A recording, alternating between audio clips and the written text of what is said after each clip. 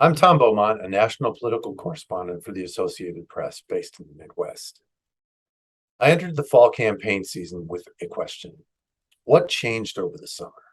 And to find out whether there was anything to the sense that Democrats were picking up some momentum. And we have 90 days to win elections.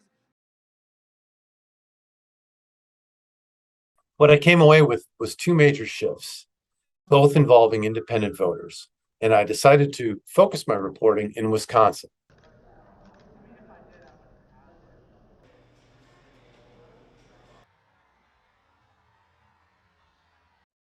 The reason I focused on Columbia County is because it's a county in transition.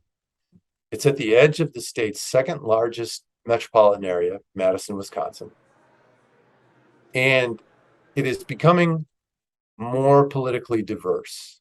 It's a collection of small towns with pockets of progressive voters, but surrounded by more conservative rural areas.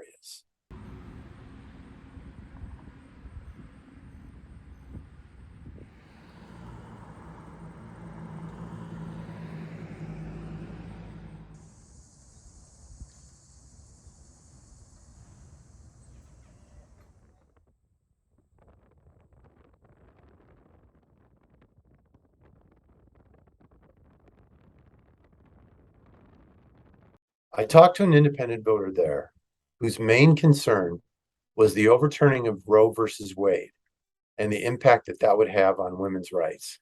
And that's driving her decision to vote Democrat this fall. I don't feel any person has the right to tell a woman what to do with her body. Even if it goes against their religious beliefs, they have no right to impose that upon a woman. The second and perhaps more important shift that I noticed involved independent voters who early in the year went looking for answers on the economy, and they looked toward Republicans.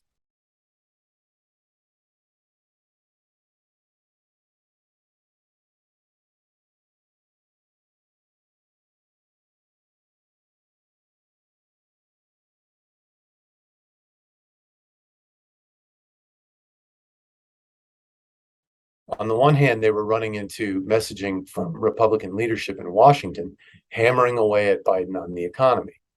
But on the other hand, they were running into messaging about the cacophony of legal issues surrounding former President Trump. I don't want the polarized parties the way they are. I don't like a Republican is not Republican of 20 years ago. One of the reasons these findings are so potentially revealing is because Senator Ron Johnson, the Republican seeking re-election in Wisconsin, is the most vulnerable Republican in the Senate.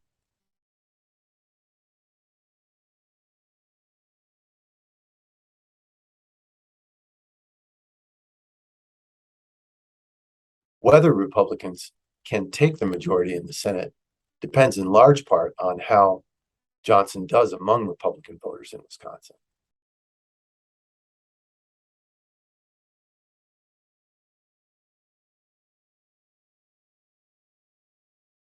It also tells us how influential independent voters will likely be in the November midterms.